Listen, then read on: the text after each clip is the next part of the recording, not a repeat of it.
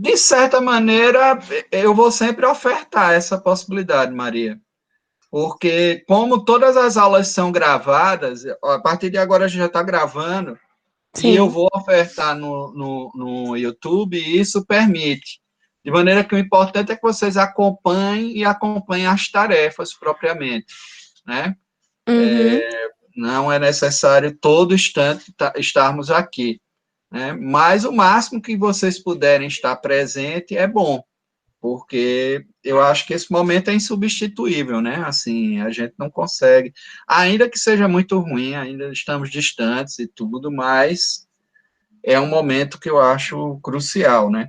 Bom, hoje eu passei um material desse livro aqui, do professor Cláudio Brandão, né? Não sei se vocês estão vendo, né? Que é o curso de Direito Penal, parte geral, da editora Forense, né? O professor Cláudio Brandão é um professor da Faculdade de Direito do Recife, é um grande estudioso de direito penal, eu acho que ele, ao lado do Luiz Greco, é um dos jovens estudiosos que tem realmente contribuído muito para a discussão no aspecto doutrinário do direito penal.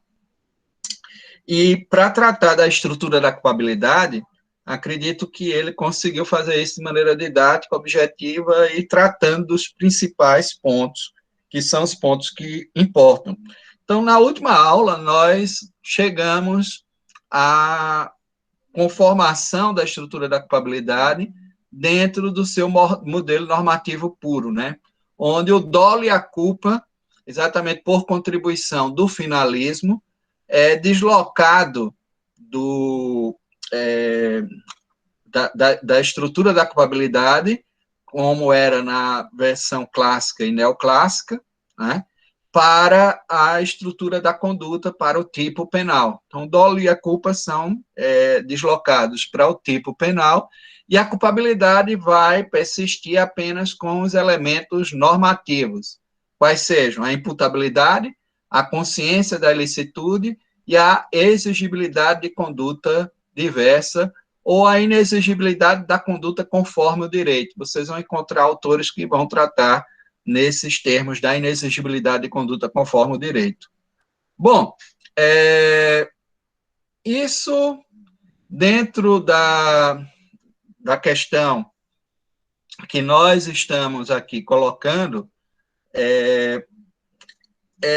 trata-se de uma estrutura totalmente normativa e que vai levar ao instrumento dado ao juiz no momento de avaliar a reprovação do autor do fato ilícito.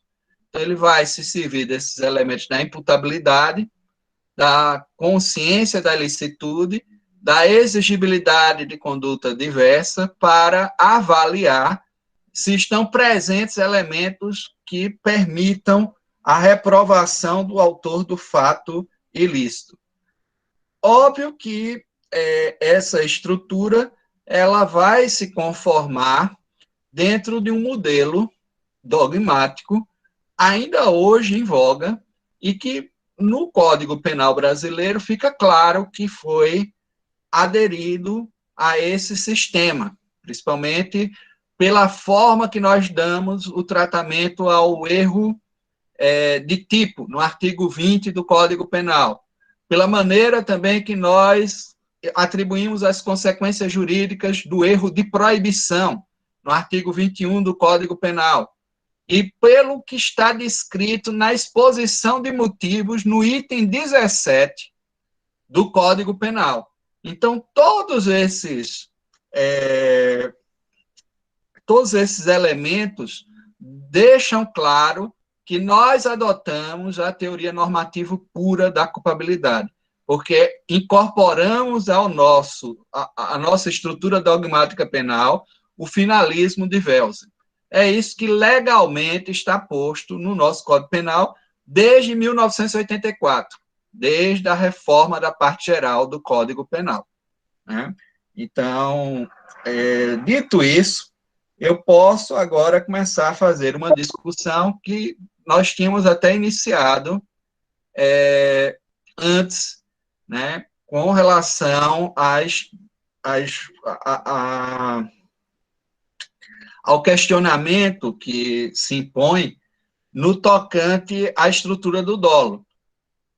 Autores como Klaus Roxen, e aqui eu posso colocar também o nome, né, para que facilite a compreensão, e depois vocês podem buscar, né, no original, né, há algumas traduções de artigos do Roxen feitos pelo Luiz Greco, que é um grande penalista brasileiro que hoje leciona na Alemanha. Bom, o Greco, ele tem já vários textos traduzidos do Rox, e o Rox fala que, mesmo com o finalismo, mesmo com a estrutura trazida pelo finalismo, houve só uma recolocação dos elementos do dolo, igualmente, de maneira que o dolo está tanto no tipo, como vontade, como intenção. E aí vocês lembram, quando nós estudamos a estrutura do tipo, nós confirmamos que, a partir do finalismo, todo tipo é, em princípio, doloso. A culpa é um elemento excepcional que deve ser expressamente previsto. É isso que nós extraímos do artigo 18, né, do Código Penal, quando ele faz a descrição do tipo doloso, e é isso que nós extraímos também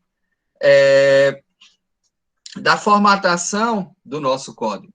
Então, nós punimos o ato de vontade, o ato intencional, o ato voltado para produzir aquele determinado resultado. Quando nós temos o deslocamento desse elemento da vontade para o tipo, há um elemento importante do dolo que persiste na culpabilidade, que é exatamente a consciência da ilicitude. É esse o grande fenômeno que o Roxen vai voltar a sugerir, a existência de uma dupla localização do dolo. O dolo está tanto no tipo como vontade, como está na culpabilidade enquanto consciência da ilicitude. Essa dupla localização do dolo se dá exatamente porque a gente cindiu elementos que dizem respeito ao dolo. Lembram quando nós tratamos do conceito de dolo? Nós falamos que o dolo é formado por dois elementos, quais sejam o elemento intelectivo, o elemento intelectual, que é a representação mental daquilo que eu vou praticar, e o elemento volitivo, que é o querer realizar o que eu representei. O elemento intelectivo do dolo, ele é tanto psíquico, porque ele sugere aquilo que o Zaffaroni chama de antecipação, vou colocar aqui, biocibernética. O que é uma antecipação biocibernética? É a antecipação dos movimentos da vida, ciberneses, movimento, bio, vida. Então, a antecipação dos movimentos da vida que determinam um resultado, que produzem um determinado resultado. Então, essa antecipação biocibernética, ela é feita no momento intelectivo de representação mental daquilo que eu vou realizar. É essa a ideia do finalismo. É essa a ideia que está presente. Então, a vontade adere àquilo que foi antecipado biociberneticamente. A vontade adere àquilo que foi representado. Isso é extremamente importante, porque quando nós temos essa antecipação biocibernética e fazemos essa análise, esquecemos só de uma questão. O homem é um ser social. E por ser social, vive numa comunidade. E a comunidade é gravada por uma determinada cultura. A comunidade possui valores morais.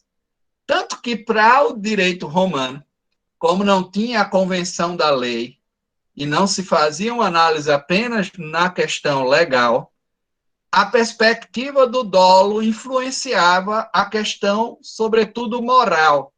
O dolo romano é o dolus malus, é a vontade de praticar uma maldade, né? É uma vontade de praticar um mal, né? Um malefício, dolus malus. Essa perspectiva da vontade má. O dolo no finalismo é neutro. Ele não tem essa ideia do dolus malus. Ele é simples intencionalidade. Ele é simples intencionalidade, tá certo? E aí, daí a importância que nós temos ao fazermos essa análise que estamos fazendo agora, né? a construir a partir dessa ideia do dolo, para chegar até a perspectiva da consciência da ilicitude, e ver que, na realidade, essa consciência da ilicitude fazia parte do dolo desde o período clássico e desde a antiguidade, porque era uma vontade má. Então, não era só uma simples vontade, uma intenção, mas era uma vontade determinada por uma consciência moral que reprovava aquilo que eu pretendia praticar. Era uma vontade com essa consciência da falta ética, da falta moral que eu estaria praticando. Óbvio que a partir do momento em que a gente convenciona isso por lei, passa a ser a vontade com a consciência da ilicitude. O que Welser fez não foi só cindir os elementos da culpabilidade e deslocar dolo e culpa para o tipo. Ele cindiu o próprio conceito de dolo, porque ele retirou do dolo o elemento da consciência da ilicitude.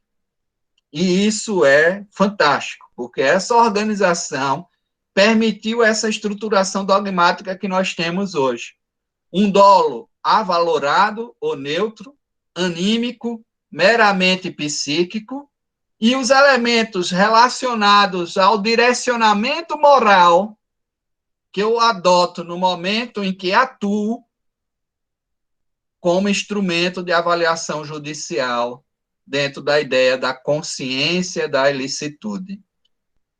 Portanto, acho que agora a gente já pode compreender melhor esse elemento da consciência da ilicitude. Independente daquilo que diga Roxy, de haver uma dupla localização do dolo, na realidade não é que há uma dupla localização do dolo, eu concordo com o Welser, o dolo é mera intenção, é um elemento final, é um deslocamento da vontade para a produção do resultado, é o desejo de produzir aquele resultado. O que existe propriamente é que a consciência da ilicitude, que antes integrava esse conceito de dolo, principalmente na teoria clássica, passa no finalismo a não integrar. E ela é hoje uma estrutura da culpabilidade, é um elemento da culpabilidade. E, portanto, a ideia de reprovar uma vontade má é algo que passa hoje pelo juízo do juiz, do magistrado, e não do próprio réu. Não é um réu que age sobre autocensura, mas é um réu que pode ser censurado por aquilo ou pela forma que atuou. Isso aí é uma distinção grande, né, para a gente entender como tudo isso passou a funcionar, não só na estrutura dogmática, mas na nossa estrutura de compreensão da responsabilidade subjetiva no campo penal. Bom, então, quando eu tenho essa ideia nova trazida para o dolo, e que o dolo, como intenção, ele persiste lá, né, no tipo, e é a vontade voltada para produzir um determinado resultado, matar alguém, lá no artigo 121, né? Quando eu leio matar alguém, é lógico que eu estarei lendo matar intencionalmente alguém, né? A vontade é o que vocês depois vão estudar em Direito Penal 3, né, o animus necandi, né, a vontade de matar. É isso que está ali disposto. É a forma como eu leio dentro dessa análise volitiva do dolo. Agora, a consciência da ilicitude é um elemento importantíssimo para gravar. E é preciso que a gente extraia dessas teorias, primeiro, a perspectiva de uma teoria estrita do dolo. A teoria estrita do dolo ainda contém a ideia do dolus malus, a vontade maléfica, a vontade má. Diferentemente da teoria limitada do dolo, onde o dolo é somente psíquico, é um dolo neutro, avalorado, é mera intenção de provocar um determinado resultado. Essa é a primeira questão que importa aqui, que a gente deve fazer uma distinção. A segunda diz respeito a teorias com relação à extensão da culpabilidade. Nós temos a teoria extrema da culpabilidade e a teoria limitada da culpabilidade. Na teoria extrema da culpabilidade, como o dolo faz parte, integra ainda o conceito de culpabilidade, ela era defendida por Frank, né? A gente até falou nele, né, a última aula, Reinhard Frank, vou colocar aqui. Então, essa teoria do Frank, ele,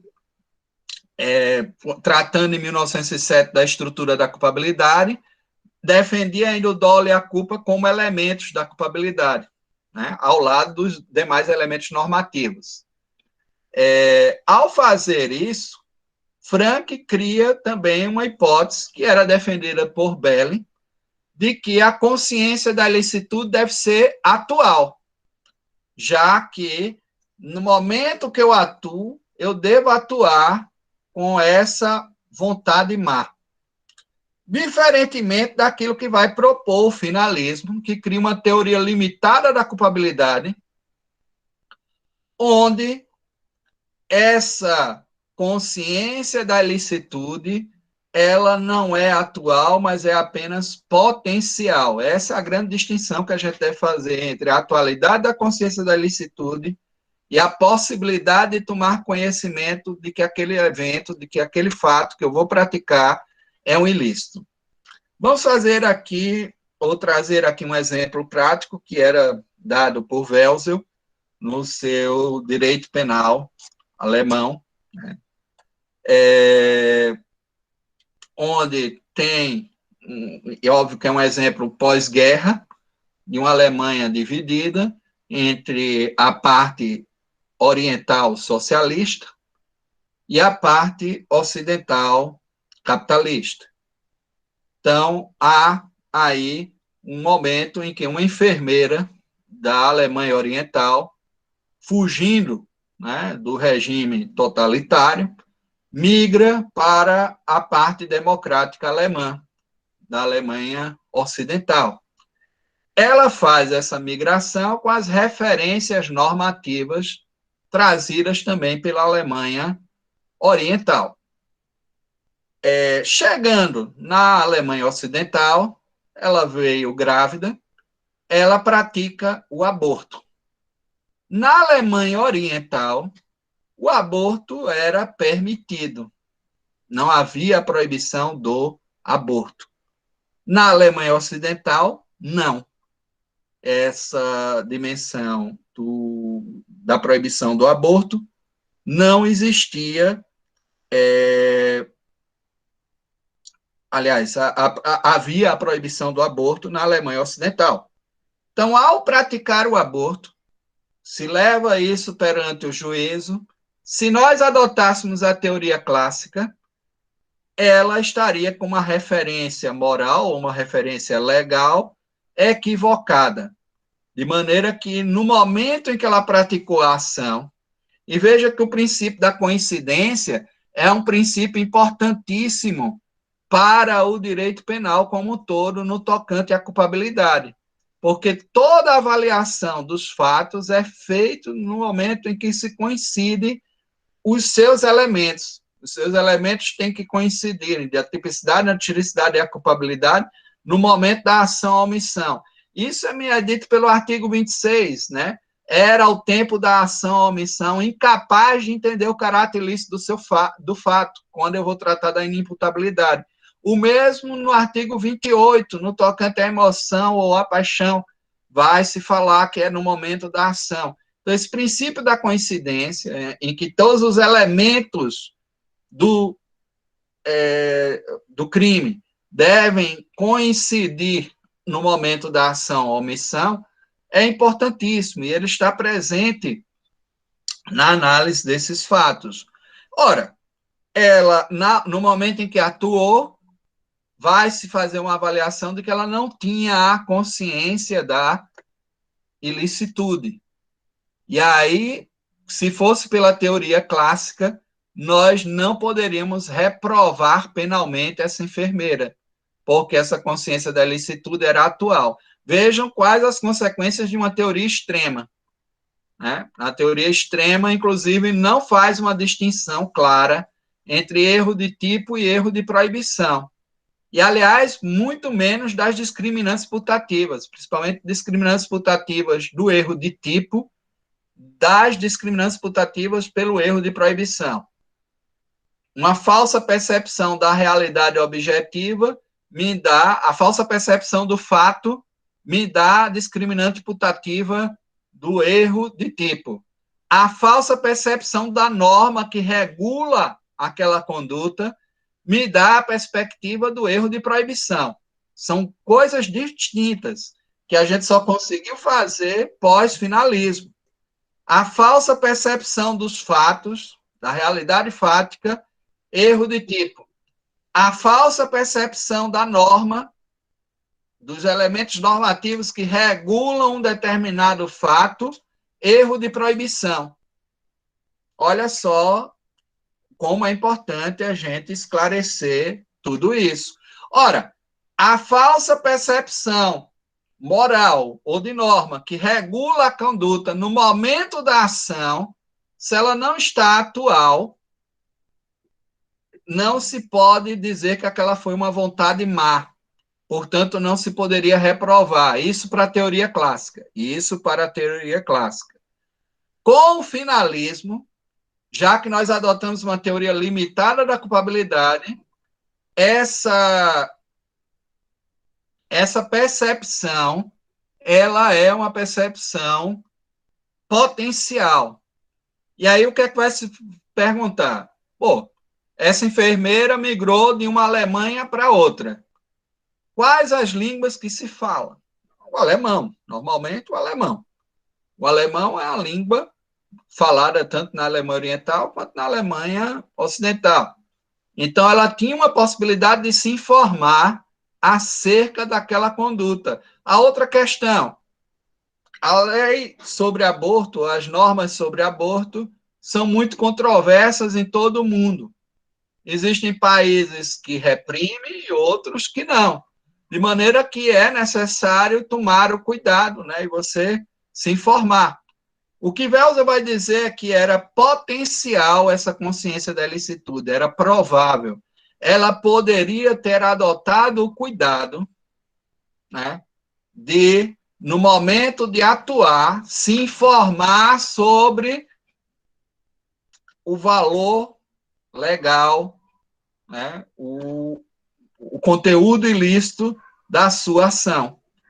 Então, vejam como é importante essa distinção. Quando eu digo que quando eu distingo a atual consciência de ilicitude, que era própria da teoria clássica, para a potencial consciência da ilicitude, eu crio os elementos que me permitem fazer com que as pessoas tenham a possibilidade de tomar consciência daquilo que estão praticando, de tomar consciência da referência normativa daquilo que praticam e, portanto, são passíveis de reprovação. Óbvio que muitos autores vão questionar isso foi desenvolvido, sobretudo, por Edmund Mesger, antes mesmo de Welser, e Mesger foi um penalista que atuou, né, atuou profundamente no nacionalsocialismo e, portanto, influenciou bastante o direito penal aplicado na era do nazismo. Existe até um texto do professor Munhoz Conde que alerta, né, sobre o direito penal nacional socialista e a influência de Mesger. Então, a intenção de Mesger, no início, Caio pergunta, Mesger comunga com a teoria extrema? Não. Mesger vai se associar à teoria limitada da culpabilidade. Né? Ele inicialmente adotava a teoria extrema por influência de Belling, e até porque Belling dizia que não se podia reprovar qualquer vontade, mas só a vontade má. Não se dá para saber, né? Se a pessoa agiu sem a referência normativa adequada, como é que eu vou reprovar qualquer vontade? Mas ao se transformar essa vontade apenas num elemento potencial, onde eu tenho as condições de perceber, é óbvio que havia intenções aí por trás de expandir o campo da reprovação penal, porque não era só o sujeito que tinha agido com uma vontade má. Podia ser alguém que tivesse agido com uma vontade qualquer, mas sem essas referências. Olha, se eu estou numa política de expansão, principalmente, a gente tem que entender como esses fenômenos foram pensados. Uma Alemanha que tentava reconquistar um império que tinha perdido ao leste da Europa. Era essa perspectiva de uma expansão. A construção geopolítica da Alemanha sempre foi da ideia de um espaço vital ao leste para se proteger da Rússia. A grande inimiga da Alemanha no continente europeu era a Rússia, porque ameaçava o Império Austro-Húngaro e o Império Alemão. Portanto, ao se expandir sobre povos que tinham várias referências morais e normativas diversas, eles queriam criar classificações que permitissem também reprovar esses povos, independente dessa referência. Porque hoje a gente pode muito bem tratar, vejam só, onde eu quero chegar, é a mesma coisa nossa com relação a como eu lido com a questão indígena. Anteontem, me parece que um indigenista foi flechado e morto, né, na Amazônia, por tribos que vivem isoladas. Como é que eu vou classificar isso como uma vontade má e um homicídio? Uma tribo isolada que não tem contato conosco. Aí alguns iriam trabalhar com a ideia da inimputabilidade pelo artigo 26. Mas esses sujeitos não têm um desenvolvimento mental incompleto ou retardado por uma deficiência orgânica ou uma patologia. Eu não posso tratar no mesmo termo que eu tratava lá pelo Código de 1916, a ideia do silvícola, que torna o sujeito inimputável e passivo de tutoria a vida toda, né? Como se não é isso. O que existe aí é um choque civilizatório, um choque de culturas. E uma impossibilidade de tomar a consciência ou ter uma referência normativa idêntica à que a nossa cultura permite. É isso. Você está diante de uma comunidade que vive isolada sob suas próprias referências normativas, sobre a sua própria identidade, e que, ao entrar em choque com a nossa identidade, pode causar esse tipo, pode ocasionar esse tipo de conflito. E óbvio que eu vou ter que fazer uma avaliação de todos esses elementos. Mas esse elemento de que é potencial a consciência da ilicitude cria uma flexibilização que expande a possibilidade da reprovação penal. Não sei se vocês me compreendem, mas isso por isso que Belling dizia, é muito injusto. Olha que é um penalista do início do século, né? Quando ele escreve o seu esquema sobre o fato típico, em 1906, né, onde ele vai traduzir todos esses elementos, ele diz que o juiz não reprovar uma vontade má por si, e fazer essa análise de uma vontade má, pode criar espaço para injustiças, porque eu vou criar um espaço onde eu posso expandir essa reprovação penal.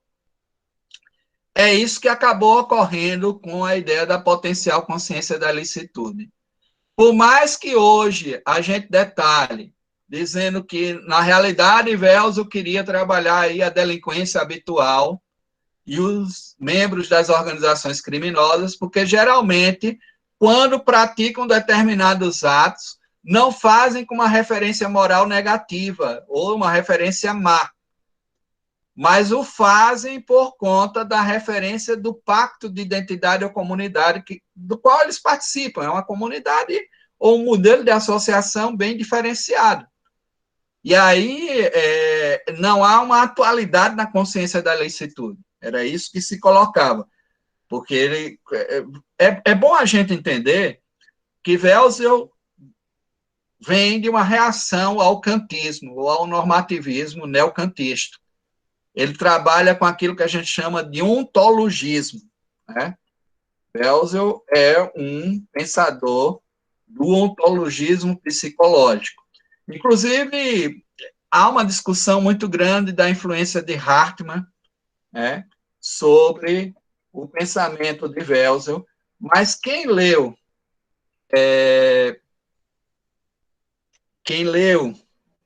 um trabalho que foi até traduzido no Brasil pelo Luiz Regis Prado, eu não estou com ele por aqui, assim que eu me lembrar, passo para vocês, que é sobre a estrutura penal no finalismo. Welzel vai dizer que não, que o teórico que ele se serviu foi Aristóteles. Ou seja, Welzel foi até a Antiguidade Clássica colher os elementos do realismo aristotélico para entender como funciona a razão. Existe até uma passagem que é muito importante desse pensamento aristotélico. Caio pergunta se ele está na teoria limitada. Sim, ele é um dos teóricos, um dos principais teóricos da teoria limitada. Ele acabou adotando isso exatamente para deixar o dolo só nessa posição psíquica que é própria do ontologismo, da vontade. Então, o que é que ele vai fazer? Welzel vai, dentro do principal princípio da filosofia aristotélica, que está expresso no brocardo latino, nihil est in intellectus quod prius non feritim sensus. Nada está na nossa inteligência que não tenha passado primeiro pelos sentidos, pela nossa visão, audição, pelo tato, por tudo que está na nossa inteligência, tudo que nós representamos, é produto da nossa experiência sensível. Por isso, nada está na nossa inteligência que não tenha passado primeiro pelos sentidos. Isso resume o finalismo. É exatamente aí onde ele extrai a ideia de representação mental daquilo que eu realizo. Olha só, que coisa fantástica, né? Então, Welzel é, na realidade, um pensador aristotélico. Ele traz Aristóteles para dentro da teoria dogmática. Nada está na nossa inteligência que não tenha passado primeiro pelos sentidos. Óbvio que Kant vai fazer um acréscimozinho nesse brocárdio, que Welzel não gostava muito, né? Que é aquele acréscimo, vamos colocar aqui, nihil est in intellectus quod prius non feritim sensus, e aí ele bota o brocárdiozinho para completar, ele coloca nis intellectus ipse, a não ser a própria inteligência. Ou seja, nada está na nossa inteligência que não tenha primeiro passado pelo sentido, a não ser a própria inteligência. As próprias categorias a priori que nos permitem conhecer e fazer todas essas representações. É. Isso a gente já nasce, né? Alguns dizem, né? Os inatistas. Aí vocês podem depois fazer as discussões aí sociolinguísticas, sei lá, estudar Piaget, Vygotsky, Escambau, para entender essa maluquice aí, mas ela é importante para que a gente possa compreender como é que tudo isso funciona dentro da estrutura dogmática. Quando a gente compreende isso, entende o finalismo. Então, Welzel é um pensador aristotélico. Ele trabalha na ideia do realismo. Né? A ética material de valores de Hartmann não é o grande elemento influenciador do pensamento welsiano. É, sobretudo, Aristóteles, é o realismo aristotélico. Então, isso, acho que, com isso, acho que a gente, assim, tem agora elementos que vão nos permitir fazer bem melhor essa discussão. Entender por que o dolo tem o seu elemento intelectivo e o elemento volitivo, e o elemento intelectivo nada mais é do que a soma das experiências humanas, a capacidade que nós temos de abstrair os conceitos ou os elementos dessa experiência, porque passou pelos nossos sentidos. É a representação mental daquilo que a gente pode realizar. E o elemento volitivo é o querer realizar o que está sendo representado. E, portanto, direcionado ao fim. Né? Então, esses são os elementos que vão me permitir classificar a diferença entre uma consciência atual da ilicitude, e que no momento que eu ajo com uma vontade má, e, portanto, reprovável, da diferença de uma intenção de produzir um determinado resultado, onde eu possa fazer uma avaliação da potencial consciência da licitude. Também isso vai me permitir, o Cardoso pergunta, professor, fale mais da teoria limitada, isso vai lhe dar clareza agora do porquê a teoria extrema não faz distinção nas discriminantes putativas entre erro de tipo e erro de proibição.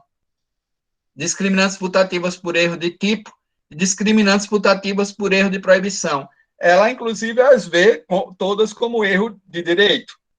Já a teoria limitada permite que eu faça essa distinção entre discriminantes putativas por erro de tipo e discriminantes putativas por erro de proibição. Vou dar o exemplo do soldado alemão, é até um julgamento que o Cláudio Brandão refere-se aqui, do sujeito que mata um companheiro de farda pensando que está matando o inimigo na guerra. Ele pensa que está matando alguém do exército inimigo, mas, na realidade, acaba matando, é o famoso fogo amigo, né? Fogo amigo não existe, né? Ele destruiu a vida de uma pessoa, de qualquer forma.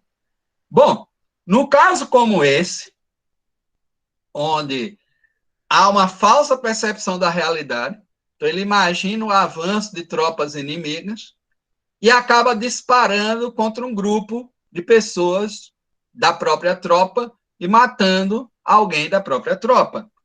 Então, num caso como esse, é lógico que houve vontade, é por isso que a solução dada pelo parágrafo 1º, diferentemente do artigo 20, que diz, né? Vou ler aqui para vocês.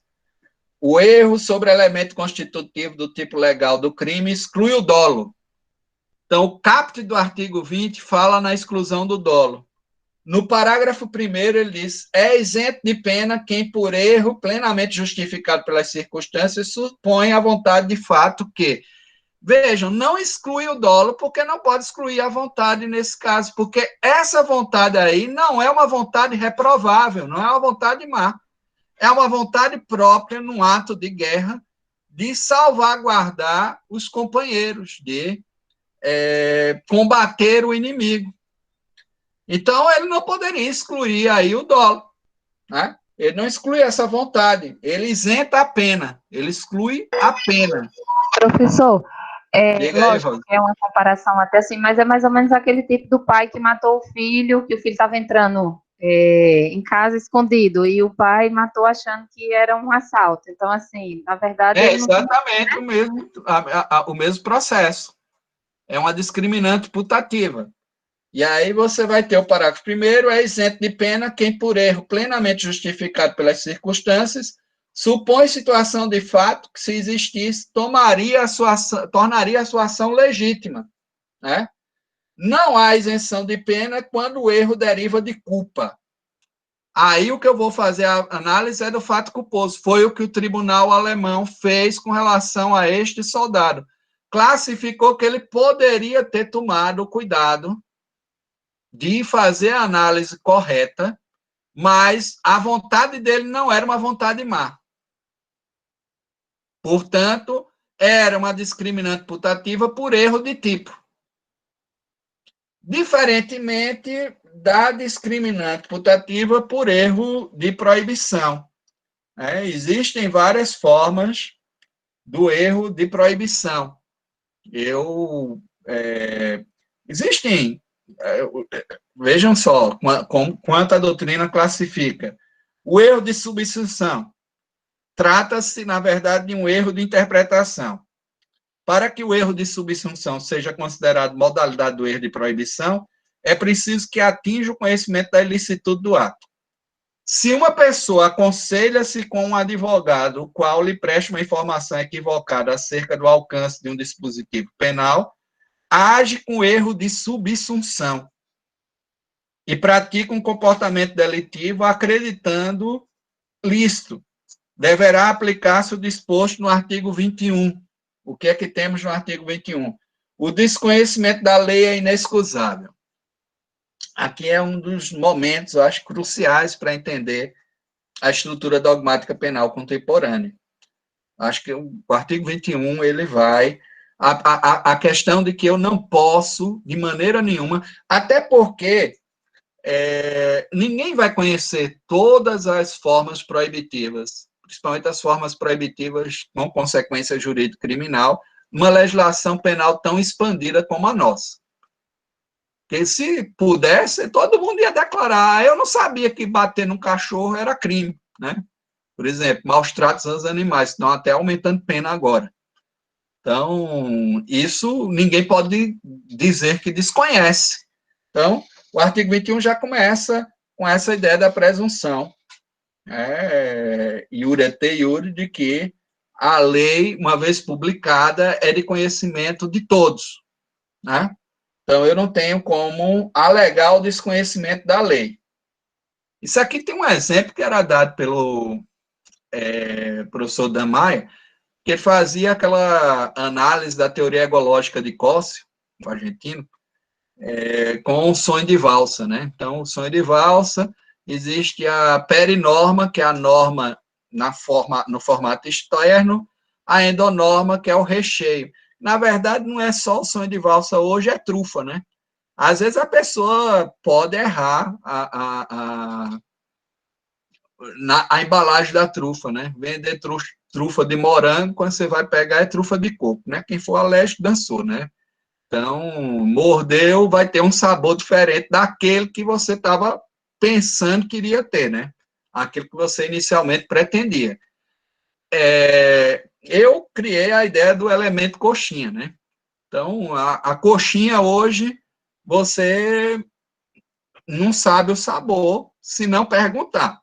Porque pelo formato da coxinha, existem N sabores com o mesmo formato, né? Tem coxinha de catupiry com charque, de frango, né? Até de chocolate, que deve ser uma coisa horrível, né? Mas tudo bem. O povo inventa de tudo, né? Faz coxinha hoje de todo tipo, né? O cara deve estar coxinha de arroz, né, ultimamente, né? Se faz massa de arroz. Bem, voltando à matéria, a questão é, Então, a coxinha, ela tem a mesma forma. Então, ninguém pode hoje alegar que desconhece a forma da coxinha. Agora, você, se for mal informado, pode pedir, por exemplo, a alguém uma coxinha de frango e o cara te vender a coxinha de charque. Você vai odiar. Quando der a dentada é que você vai saber o sabor. É a mesma coisa que ocorre no tocante ao descumprimento da norma. Né? Você, se tiver uma informação equivocada entre os elementos que lhe permitem informar você pode ter uma falsa percepção do conteúdo normativo, daquilo que está na endonorma, na profundidade da norma. E aí, você comer algo que é proibido para você. Por exemplo, você é alérgico, sei lá, a charque, comer. Né? Não sei se alguém é alérgico a charque, né? Mas fico imaginando que é mais fácil com a trufa mesmo, porque tem as várias alergias aí, né? Bom, Professor, diga. deixa eu só ver aqui se eu estou entendendo, que eu fiquei meio confuso. Então, na extrema, não tem essa distinção entre os erros, e ela vai se importar apenas se a pessoa agiu com má vontade. Não vai analisar se teve erro, nem nada. Aí, na limitada, eu posso ou não ter agido com má vontade. Aí vai ser feita a análise, tipo, se eu agi em erro ou não.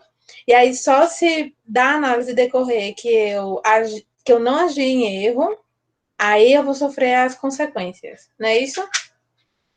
É mais ou menos isso, Andriele, mas eu diria que é mais simples. Olha só, na extrema, esqueça a presença da distinção entre discriminantes putativas por erro de tipo e por erro de proibição. É tudo erro de proibição, para a extrema. Sim. E para a limitada, eu posso separar. E eu tenho hoje esses erros, feito o erro de subsunção, o erro de validade, né? Consiste na modalidade rara de erro de proibição, em que uma pessoa sabe da existência da norma de conduta violada, mas acredita que ela se funda numa lei nula ou inconstitucional, supondo que um indivíduo informado por meio de noticiário do Supremo Tribunal Federal não recepcionou os dispositivos legais definidores da lei de crimes contra a honra na lei de imprensa, como de fato ocorreu, acredita ser ilícito o ataque ao bom nome alheio por meio de um jornal, desconhecendo que essa conduta continua proibida pelos artigos 138 a 140 do Código Penal. Ela só não tem a qualificação e a reprovação maior que era dada pela lei de imprensa, mas continua havendo o crime de calúnia, injúria e difamação. Ou seja, ele interpretou mal, ele teve uma péssima percepção da norma. Isso é um erro de proibição. Lógico que é um erro de proibição, nesse formato aqui, é evitável. A grande maioria dos erros de proibição são evitáveis exatamente por conta daquele princípio que eu falei, da potencial consciência da licitude. Se você tem como se informar, é diferente desse índio que deu uma flechada lá no sujeito, porque se ele vive numa tribo isolada, aquele comportamento estranho invadindo o território dele foi classificado como uma invasão propriamente de território. Ele não tem a menor compreensão de que existe a República Federativa do Brasil, o território dele não está delimitado pelo território que a gente tem, né, nessa República Federativa do Brasil, e ao fazer isso, ele incorre, talvez, num erro de proibição inevitável. Né? Aí ele não poderia ser reprovado. Qual a reprovabilidade desse autor? De repente ele fez algo que está defendendo, né, o território dele, né, essa questão que está aí presente. Agora, o sujeito que imagina dentro dessa... Vejam só, além desse erro de validade, né, existe ainda um erro de proibição indireto, que é o erro de permissão. Por exemplo, o sujeito achar que é permitido, né? É permitido, veja só, o marido sabe que não pode agredir a esposa, porém, quando ela o trai, acredita poder fazê-lo no exercício regular de um direito. É um erro de permissão, é o erro de proibição indireto. ou o sujeito que lesiona a sua sogra porque ela se intrometeu na vida do casal sem ser chamada, e que faz por supor ter o direito de ofender-lhe a honra e lesioná-la. Lógico, esses são elementos que me levam a um erro sobre a ilicitude do fato evitável, que vai apenas reduzir. O que vai traduzir aqui? A isenção da reprovação do autor no erro de proibição inevitável, e aí isenta a pena. Ao isentar a pena, é lógico que eu estou excluindo a culpabilidade, eles são elementos de exclusão da culpabilidade, portanto, ele a reprovação dele não vai existir. Ou então, no erro de proibição evitável, eu vou observar uma redução da pena. É uma causa de culpabilidade diminuída, só que prevista na parte geral do Código. Ela vai reduzir de 1/6 a 1/3 a pena. Olha a importância aí de fazer essa análise do 21. A primeira parte é o erro de proibição inevitável. Ele vai excluir a culpabilidade, a reprovação, e, portanto, isenta a pena. A segunda parte é o erro de proibição evitável, e é apenas uma causa de diminuição da culpabilidade. Então, fazendo essa análise da potencial consciência da licitude, nos formatos do erro de proibição direto, que diz respeito à análise, né, o dito popular. Eu sempre achava nesse dito popular, né, achado não é roubado, né? Todo mundo falava, você encontra R$ 50 no chão, na rua, né? E a primeira coisa que você fala é, achado não é roubado. De fato, não é roubado, mas é apropriação indébita da coisa, né? A vida por erro, ou do tipo do elemento típico do artigo 169, parágrafo único, inciso 2 do Código Penal. Portanto, tem reprovação penal, é um proibido penalmente punido. Quem acha as coisas deve entregá-lo à autoridade competente para buscar o dono, né, e efetivar essa devolução, né? Portanto, tem que ter cuidado com o dito popular. Isso aí é um erro de proibição direto, que muita gente incorre às vezes, né?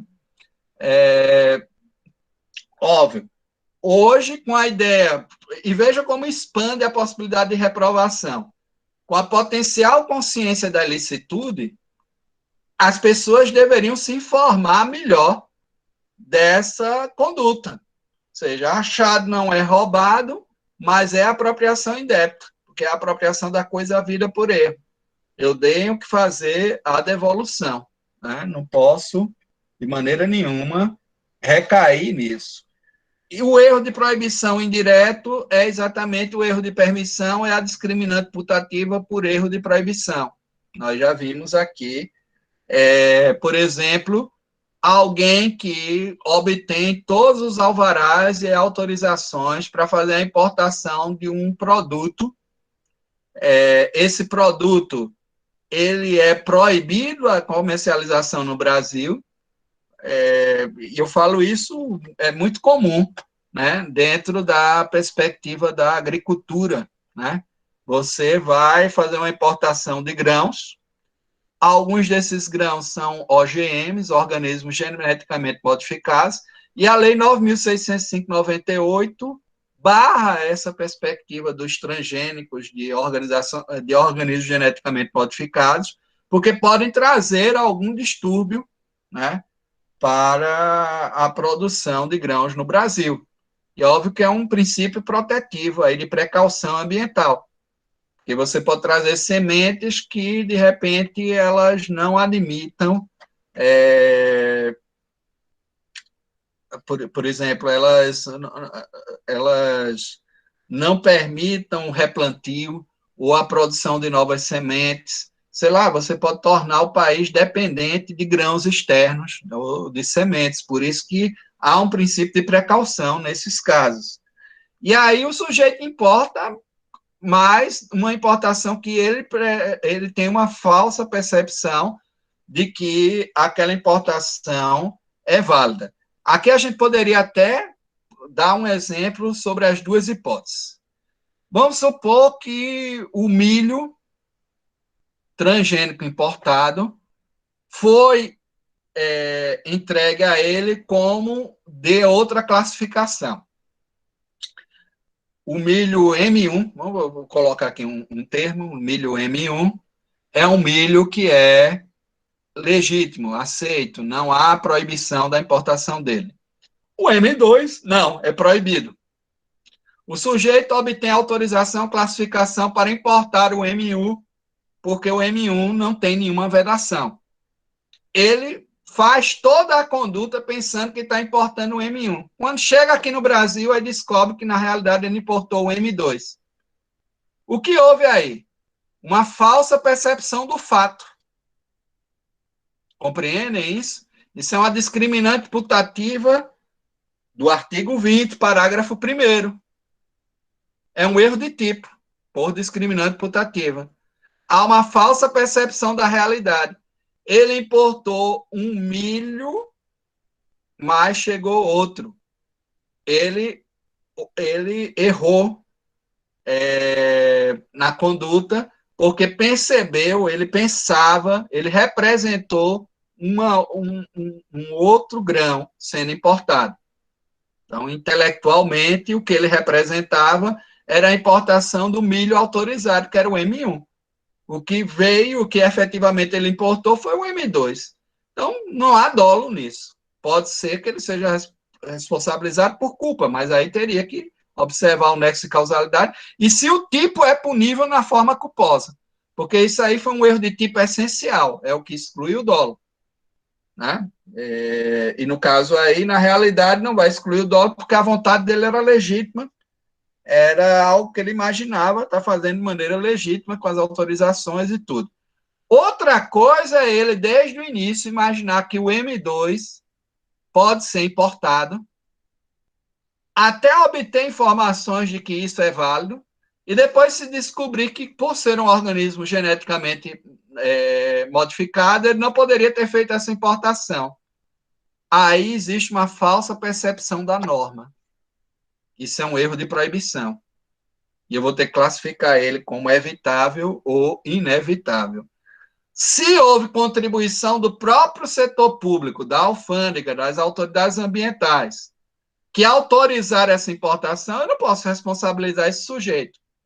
Mas se ele não tomou as precauções, né, para que isso tudo fosse autorizado, embora ele tenha imaginado que essa importação era legítima, ela era proibida e, portanto, ele vai incorrer ainda no crime, agora podendo ter a pena diminuída de 1/6 a 1/3. Ele vai ser só beneficiado pela culpabilidade diminuída.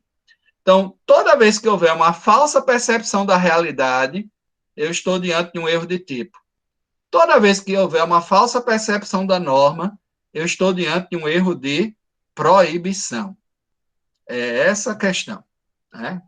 Falsa percepção da realidade, erro de tipo. Falsa percepção da norma, erro de proibição. É importante que a gente assim classifique e diferencie ambos os erros.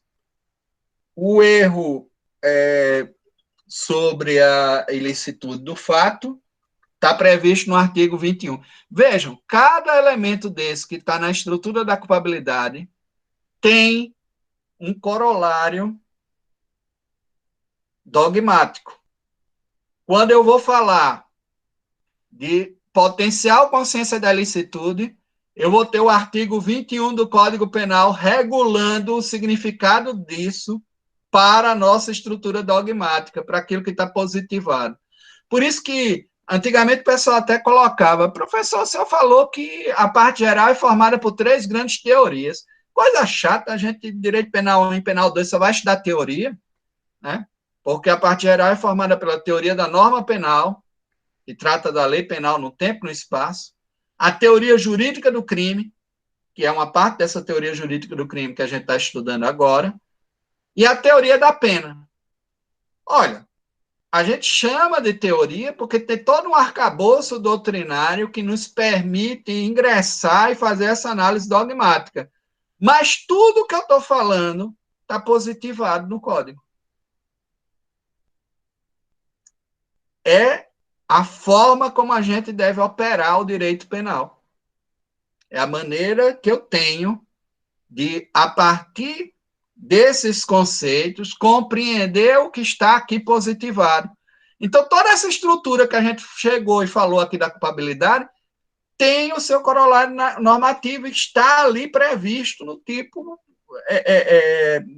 numa norma, né, que vai vincular essa aplicação.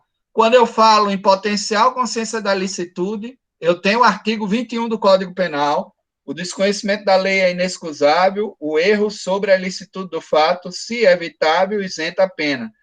Se inevitável, aliás, isenta a pena. Se evitável, poderá diminuí-la de 1/6 a 1/3. Isso vai me dar as dimensões desse elemento da estrutura da culpabilidade, a potencial consciência da licitude. Quer ver outro? Quando eu vou falar da imputabilidade penal, eu estou falando dos artigos 26, 27 e 28 do Código Penal. Eu tenho que trabalhar, sobretudo, o artigo 26 do Código Penal. É isento de pena o agente que, por doença mental ou desenvolvimento mental incompleto ou retardado, era o tempo da ação ou da omissão, inteiramente incapaz de entender o caráter ilícito do fato ou de determinar-se de acordo com esse entendimento. Artigo 26. E veja que aqui está bem descrito o princípio da coincidência, onde é no momento da ação ou omissão que eu gravo essa reprovação. Estão presentes todos os elementos, a tipicidade, a antijuridicidade e a culpabilidade. É por isso também que eu não posso fazer como alguns autores nacionais fizeram, dizer que o crime é só o fato típico e antijurídico, que culpabilidade é mero pressuposto da pena. Porque essa dimensão, ao menos tripartida, está presente pelo princípio da coincidência, ela está, né, no código, ela está positivada.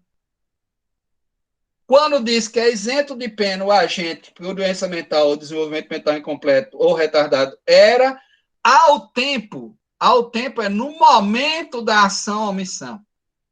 Incapaz de entender o caráter ilícito do fato, determinar-se conforme esse entendimento, gera-se aí um princípio da coincidência onde todos os elementos constitutivos do delito têm que se encontrarem no momento em que o sujeito pratica o ato.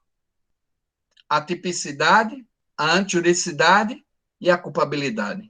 Os 3 elementos constitutivos do delito estão aí. Então, o artigo 26, ele vai tratar de um desses elementos constitutivos do delito, que é a imputabilidade. Então, tudo que a gente falou aqui num plano muito teórico, está dentro da dogmática penal, está positivado, gente. É a forma como eu tenho que operar essa dogmática. Vejam só que até a inexigibilidade de conduta conforme o direito, ou da exigibilidade da conduta jurídica normativamente prevista, ela tem um tópico de referência que é um tópico, digamos assim, que serve de ponto de partida, mas existem outros elementos. E o próprio item 17 da exposição de motivos do Código vai determinar isso. Qual é o tópico? É o artigo 22. Se o fato é cometido sob coação irresistível ou em estrita obediência à ordem não manifestamente ilegal de superior hierárquico, só é punível o autor da coação ou da ordem. Isso aqui é um exemplo da inexigibilidade de conduta conforme o direito e está expressamente previsto. Vejam que é um exemplo, porque quando se fala em obediência hierárquica, a gente vai depois estudar cada um desses elementos. Eu estou falando em obediência dentro do setor público. Não estou falando de subordinação, que é o vínculo da relação do trabalho privada. Eu estou falando do poder hierárquico, que é o poder de organização da administração pública. E óbvio que é um tópico que me serve de referência e é um tópico que é um ponto de partida para essa análise. Mas está especificado, existe a norma regulando isso. Então, todos aqueles elementos, potencial consciência da licitude, artigo 21, inimputabilidade, 26, 27, sobretudo. Exigibilidade de conduta diversa, 22. Tudo está positivado. São elementos que me servem e que vão trazer a referência de como a norma penal tem que ser aplicada. Não é uma mera teoria, é algo que está positivado, tá certo? É algo que está positivado. Portanto, é algo que deveria estar vigente, que a gente deveria estar aplicando. O Código Penal é uma lei e, portanto, tudo que está aqui previsto é aplicável, estaria, em tese, sendo aplicado. Quando eu falo em erro de proibição, não estou dizendo que... é óbvio que a grande maioria dos erros de proibição, dentro de uma comunidade integrada, sem haver tantas dissensões, né, tantos distúrbios ou tantos isolamentos, uma coisa é você descobrir, recentemente descobriram, em 2004, uma comunidade isolada de seringueiros que foram provenientes do Ceará e que construíram a sua própria comunidade, foram abandonados naquela época por conta do ciclo da borracha se esvair em virtude da borracha sintética, né? Então, primeiro um deslocamento que a Ford fez, né, para comprar a borracha asiática, que era mais barata. Depois, a invenção da borracha sintética pelo petróleo. E aí acabou com o ciclo da borracha natural. E aí essas pessoas foram abandonadas. Elas vieram deslocadas do Ceará e foram abandonadas em várias ilhotas lá da Amazônia. E hoje se descobriu, eles estavam isolados, não tinham a menor ideia de quem era o presidente da República, de como estava o Brasil. Na cabeça deles, o presidente ainda era Getúlio Vargas, para vocês terem uma ideia de como esse povo era isolado. Então, das dimensões territoriais do Brasil, pode ser que um ou outro caso específico ocorra essas dificuldades sobre a referência normativa, uma falsa percepção de qual norma está regulando as relações. O Brasil é continental, existem ainda povos isolados, é possível isso. Mas na maioria das nossas relações, esse vício é um vício perfeitamente evitável, né? Onde essas pessoas têm uma plena capacidade de ter consciência de que aquilo é um ilícito e que, quando praticam, merecem ser reprovados por isso. Não é, e mesmo quando exista um erro, esse erro é evitável, é um erro onde essa informação pode ser corrigida. É a perspectiva de que nas relações e nos contatos sociais nós gerenciamos esse risco. Gabriela faz uma pergunta interessante. Professor, a teoria da co-culpabilidade é adotada pelo Código Penal? Gabriela, positivamente não. Não é adotada. Existem até alguns questionamentos sobre a formatação da teoria da co-culpabilidade. Essa perspectiva da co-culpabilidade tem a ver com a ideia das omissões do Estado, principalmente na promoção da sociedade no seu desenvolvimento humano e na promoção de algumas políticas públicas. Por exemplo, se a gente fosse aqui imaginar que o hospital tem o dever de curar, a escola tem o dever de educar, o exército, em tese, deveria ofertar disciplina, né? A gente sempre fica imaginando, só fica esperando os garotões fazendo 18 anos, né, para ver se eles vão fazer o serviço militar para ficarem disciplinados, né? Só que o pai acha que não disciplina em casa, vai ser disciplinado lá. É aquela ideia das instituições totais do Goffman, né? Elas socialmente, em tese, deveriam funcionar, né? A fábrica disciplina também o operário padrão, que faz com que o homem se torne mais produtivo pela gerência da mecânica e da maneira como ela funciona. E a gente também tem a ideia de que a prisão ressocializa, né? O sujeito entra lá dentro e sai um cidadão, né? Uma pessoa plena, capaz de exercer seus atos. Quando o Estado falha, aí é um questionamento que foi colocado por Eugênio Raul Zaffaroni, em como eu agravo a pena por reincidência criminal, já que a reincidência, ao invés de se tornar uma exceção, se torna regra pela estrutura prisional que os estados latino-americanos mantêm, sobretudo os estados latino-americanos. Prisões superlotadas, associações criminosas, onde o sujeito, ao invés de se associar com o grupo do bem, né, em tese, vai se associar exatamente com as organizações criminosas que vão perpetuar as atividades criminais dele, sobretudo quando ele sair. Então, ele sai já vinculado a isso. A gente não cria um estatuto que permita a ressocialização. E como é que eu cobro isso, reprovando ainda mais essas pessoas, se o próprio Estado se omite?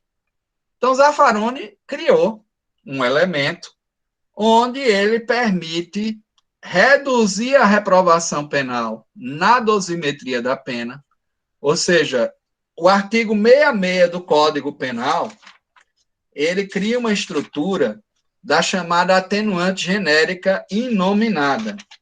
A gente vai estudar até isso melhor, Gabriela, mais adiante. O artigo 66 vai falar: a pena poderá ser ainda atenuada em razão de circunstância relevante anterior ou posterior ao crime, e aí seria uma circunstância relevante posterior ao crime, né, a passagem pelo sistema penitenciário, né, embora não prevista expressamente em lei. Agravantes só podem existir de forma taxativa. As agravantes nominadas, previstas nos artigos 61, como agravantes individuais, na dosimetria da pena, e 62, agravantes do concurso de pessoas. Mas as atenuantes, há a possibilidade de atenuação de pena inominada. Isso é criado pelo nosso próprio Código Penal. O artigo 66 cria uma hipótese atenuante inominada.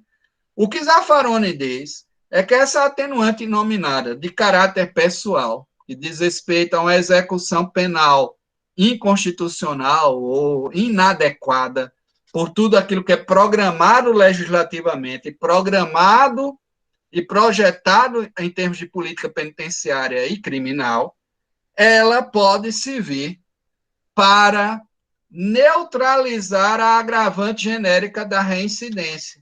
Ou seja, se eu não dei condições para uma execução penal que ressocializasse, eu não posso cobrar isso e reprovar de forma ainda mais grave o réu por estar reincidindo, já que a reincidência criminal é regra, não se tornou exceção. É aí onde se cria a ideia da coparticipação do Estado nesse grau de reprovação que se perpetua do sujeito, né? Na perspectiva da co-culpabilidade, né? É uma teoria que minimiza os efeitos da aplicação aí, especificamente da reincidência criminal. Alguns autores têm tentado expandir ela, mas é complicado isso porque você pode chegar a um extremo também de imaginar que não vai reprovar penalmente ninguém por absolutamente nada, né? Porque, de qualquer forma, o Estado brasileiro e os Estados latino-americanos são omissos em várias questões, e boa parte dessa performática criminal atinge também as pessoas mais vulneráveis. Eu não posso imaginar, por exemplo, que no cotidiano nosso, digamos assim, as vítimas de crimes são os mais ricos. O cotidiano demonstra o contrário. Essas vítimas são pessoas pobres, né? São pessoas que moram nas nossas periferias, né? Elas são mortas E não só isso, até em crimes patrimoniais, porque o rico está lá dentro do seu carro blindado, né, com um carrão fechado, no ar-condicionado, se deslocando para ambientes fechados. Eventualmente, existe uma estrutura de violência que os alcança, mas é uma exceção. A regra é que o sujeito que pega o ônibus todo dia está muito mais vulnerável e passivo, e principalmente os membros da classe trabalhadora que trabalham de manhãzinha cedo, vão pegar o ônibus e eles estão sujeitos a serem assaltados, né? É onde se perde o celular, é onde se perde... E aí, como é que eu vou? Eu vou, em nome de proteger vulneráveis, também vou desproteger vulneráveis, porque eu não vou criar um equilíbrio do Estado nessa intervenção, nesse apaziguamento. É lógico que eu não devo agravar as penas, mas também tirá-las por completo e me omitir dentro desse conflito, eu estou também deixando pessoas que são vítimas dessa violência desprotegidas. É aquela perspectiva de que nem podemos exagerar na intervenção penal, não pode haver um abuso na intervenção, mas também não podemos deixar um sistema penal que tenha proteção deficiente. Porque se deixarmos o sistema penal com proteção deficiente, essas pessoas vão buscar formas alternativas de reagir que podem ser até mais violentas do que aquilo que a gente propõe como a norma penal. Então, eu acho que tem limites para a gente tratar da ideia da co-culpabilidade, né? Não é um paradigma positivado. Eu até concordo, em alguns casos, averiguando a ideia de não agravar pena pela reincidência, e nesse aspecto, dado pelo Zaffaroni, eu concordo, mas há outros que estão sendo desenvolvidos que desmontam essa ideia da intervenção penal, mas é aquilo que eu disse, o sentimento e a revolta das vítimas, ela persiste. Então, essas pessoas vão partir para outro tipo de reação, já que o Estado não oferta. Por isso que se criam, em algumas comunidades, grupos de extermínio, e as pessoas até acham que eles estão agindo de forma correta, né? Porque não tem... Me lembro muito, tem um documentário que é fabuloso, foi feito no Recife, que é O Rap do Pequeno Príncipe contra as Almas Cebosas, né? O nome do documentário, né? E nesse documentário, eles fazem uma entrevista com um sujeito que foi mais ou menos isso. Era um sujeito pobre que estava desempregado, mas vivia com uma tia, bem parece, que era aposentada e uma vez por mês se deslocava até o centro da cidade, Camaragibe, para receber sua aposentadoria. Por 2 vezes ela foi assaltada. Na segunda vez, ele não resistiu mais, pegou uma arma lá com um vizinho e matou os adolescentes que haviam assaltado a tia dele, né? Matou todos eles. A partir de então, ele começou a matar pessoas, e matava e foi crescendo dentro da comunidade desse jeito. E ele acabou preso, né? Foi bater no Aníbal Bruno, foi onde surgiu o documentário. No dia que ele foi preso, a cidade botou no alto-falante, né? Prenderam o nosso herói, agora quem vai nos proteger, né? O Estado que se omite e deixa... Porque, na realidade, para uma comunidade periférica, esse cotidiano de violência está muito presente, né? Então, esse sujeito, para ele, simbolizava a desproteção que o Estado não ofertava. Então, é uma coisa trágica, porque nem as penas resolvem, isso é fato, mas também a ausência delas pode trazer soluções ainda mais violentas. A gente ainda não chegou... É óbvio que eu gostaria de pensar em algo muito melhor do que o direito penal e melhor do que a prisão. Eu preferia não estar ensinando vocês direito penal. Acho que a gente deveria aprender outras coisas, né? Seria mais interessante, inclusive. Mas a gente precisa, né? Porque as soluções que eu tenho no campo horizontal podem ser muito mais violentas do que aquilo que está proposto aqui dentro da dogmática penal. Ela oferta limites, e é limite que protege, né, cada um no tocante a tudo isso. Bom, gente, eu não sei se vocês cansaram, né? Ainda estamos com 63 aqui na sala, né? A aula demorou um bocado, né? Foi até às 10 horas da noite. Mas eu gostei, né? Eu acho que a gente pelo menos interagiu bem. Dava 2 horas ainda, Raquel. Bom escutar vocês, tá certo? Então, eu vou passando os textozinhos daquela forma, vou vendo. Eu gostei disso porque a gente pode recuperar, inclusive, alguns autores que são importantes e que, às vezes, no cotidiano vocês não têm acesso, que é Nelson Hungria, Aníbal Bruno, né? A gente fazer um curso diferente, onde a gente inclua outros autores que não sejam aqueles que corriqueiramente a gente lida, né? E a gente vai aprender juntos, né? Eu estou sempre aprendendo um pouquinho também a cada momento em que eu preparo as aulas e estou aqui com todos, tá certo? Então, obrigado. A gente continua na sexta-feira, né? Sexta-feira, o fato de manter... O Ilana está por aí, não? Eu vi que o Ilana entrou. Tô sim, professor, tô aqui. O Ilana é a nossa estagiária docente. Ela e Melissa. Melissa está também? Oi, gente. Tudo jóia, né, Ilana? Bom, Tudo Ilana, bem. a gente já passou uma tarefinha, tá lá, a atividade. Depois eu não reuni ainda no grupo, porque está tendo aquela questão da seleção da monitoria. Mas está terminando. Isis e... qual é o nome dela? Manuela. Isis e Manuela Severo ficaram como monitoras de direito penal. E aí a gente vai reunir todas vocês, né, num grupo e começar a fazer algumas discussões para ter mais texto, ter mais...